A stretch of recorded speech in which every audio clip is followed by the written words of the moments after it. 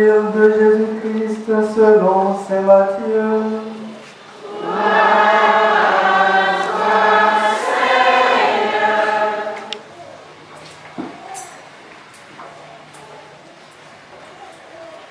En ce temps-là, les pharisiens allèrent tenir conseil pour prendre Jésus au piège en le faisant parler. Ils lui envoient leurs disciples, accompagnés des partisans d'Hérode.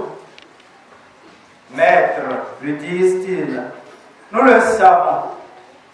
Tu es toujours vrai et tu enseignes le chemin de Dieu en vérité. Tu ne te laisses influencer par personne, car ce n'est pas selon l'apparence que tu considères les gens.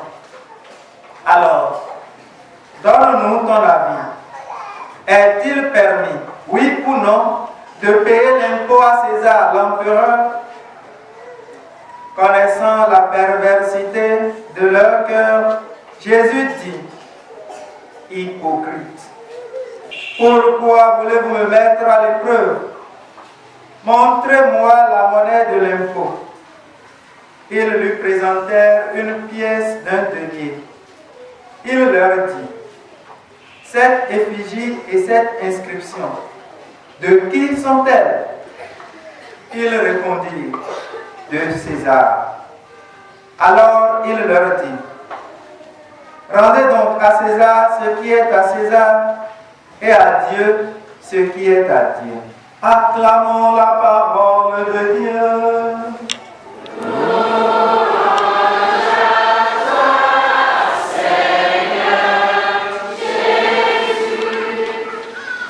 Rendez donc à César ce qui est à César et à Dieu ce qui est à Dieu. Chers frères et sœurs en Christ, loué soit Jésus-Christ. Célébrer fraternité communion. Célébrer fraternité communion. Célébrer fraternité communion. Fraternité communion. Fraternité communion. Le pouvoir temporel est au service de Dieu et sa grandeur prend force et force dans sa fidélité à Dieu. Car César, de même que ce qui est à César, appartient à Dieu, qui seul est autorité et vie,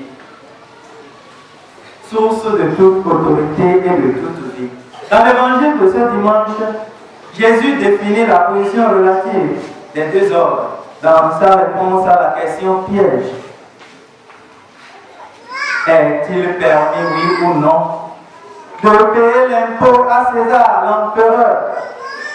Pour comprendre le sens et les enjeux immédiats et ultimes de cette question, une analyse rigoureuse s'impose. D'un point de vue immédiat, on aperçoit le dilemme suivant. Si Jésus répond par oui, cela signifierait simplement une approbation de la domination romaine et il perdrait sa popularité. S'il répond non, eh bien, cela leur permettrait d'accuser Jésus de subversif, de révolutionnaire ou encore d'agitateur politique. Le dilemme devient encore plus profond quand nous regardons le début de la question. Est-il permis?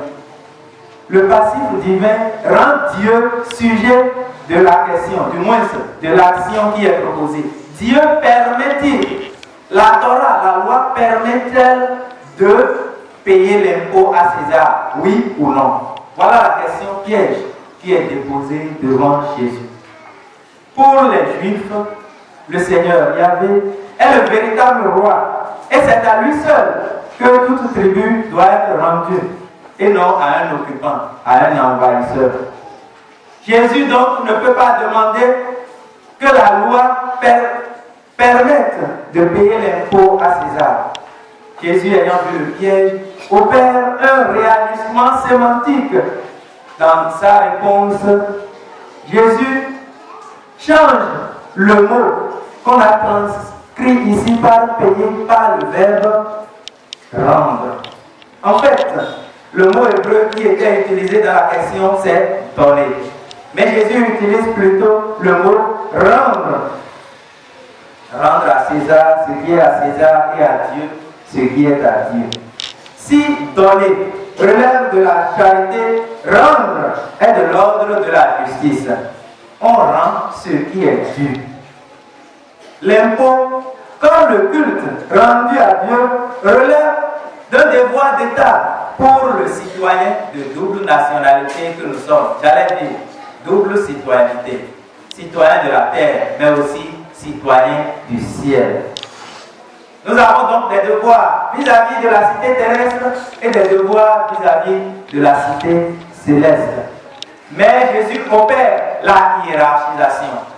Les devoirs envers Dieu sont plus importants et ont préséance sur les devoirs envers le roi.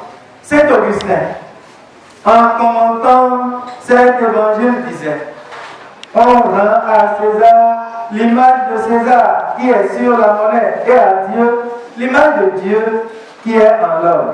Ainsi, tu donnes à César une monnaie et à Dieu ta propre personne. Fin de citation. Que devons-nous à César et que devons-nous à Dieu? En compensation des avantages que nous recevons de l'État, c'est-à-dire l'ordre, la sécurité, la santé et que sais-je encore, nous avons l'obligation de payer des taxes. De même, nous avons le devoir de respecter, d'obéir aux lois justes que l'État édite pour le bien-être de tous, pour le bien commun.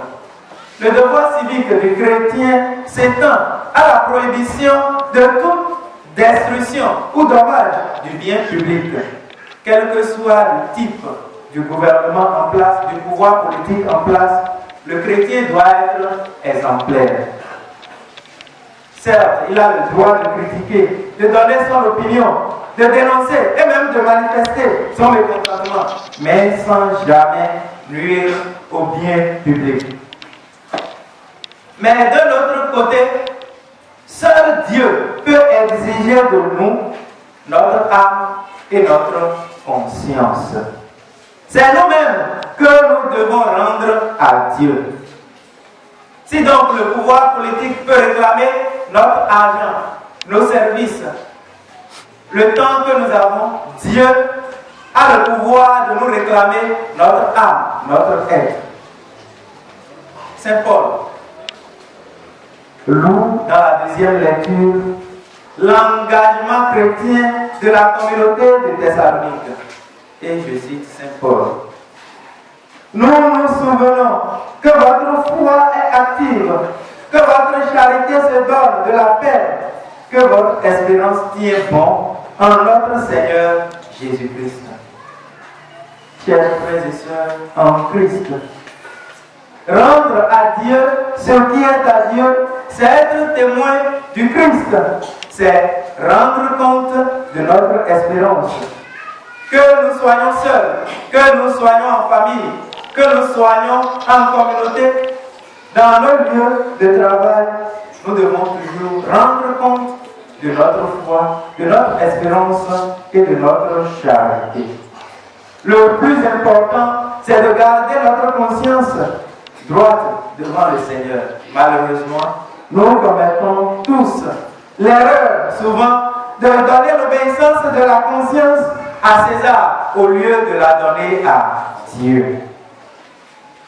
L'État n'a pas le droit de nous dicter le comportement de notre conscience. Rendre à Dieu ce qui lui est dû, c'est faire de nos communautés ecclésiales de base de véritables fraternités, foyers de charité. Quand le Seigneur est apparu dans leur situation désespérée, eh bien, tout a changé. Aujourd'hui encore, nous dit le pape, le Seigneur ressuscité est proche de ses disciples missionnaires et il marche à leur côté, surtout lorsqu'ils se sentent découragés, perdus, effrayés, face au mystère de l'iniquité qui les entoure et qui veut les étouffer. Comme les disciples d'Emmaüs, nous sommes invités à nous laisser réchauffer le cœur par la parole de Jésus. car Jésus est la parole vivante qui seule peut enflammer, éclairer et transformer nos cœurs. Saint Jérôme ne disait-il pas qu'ignorer les Écritures, c'est ignorer le Christ? La parole de Dieu pourra nous redonner à chaque fois la ferveur nécessaire pour repartir du Christ. Ensuite, la fraction du pain. Jésus est le pain rompu pour nous, mais il est aussi celui qui rend le pain et nous le donne. Et à l'Eucharistie, Jésus rentre dans notre cœur pour nous faire brûler davantage. De même, dans l'Eucharistie, dans l'adoration, dans la communion, nous devons recevoir de Jésus la force nécessaire pour une activité missionnaire efficace. Nous devons toujours pouvoir dire au cœur de l'Eucharistie, reste avec nous, Seigneur, car la présence de Jésus transforme la tristesse en joie, les peines en joie, enfin des pieds en marche. L'activité missionnaire de l'Église est permanente. Nous ne devons pas garder ce que nous avons reçu du Christ pour nous seuls. Nous sommes invités à partager avec les autres. Si nous le voulons, chers frères et sœurs, nous pouvons enflammer tout lié de l'amour du Christ. Mais cela commence par nous, par notre effort, pour garder notre conscience droite devant le Seigneur, une conscience pure et éclairée par sa parole, qui jamais ne se trompe. Nous ne sommes donc pas obligés d'obéir aux lois mortifères que nous impose la société. Nous sommes appelés à nous abandonner seulement à Dieu et à Dieu seul, qui a le dernier mot, à qui nous rendrons compte de notre vie. Notre vie vient du Seigneur, et c'est au Seigneur que nous devons rendre notre vie, pas à un pouvoir politique, pas à un gouvernement. Que le Seigneur nous en donne la grâce.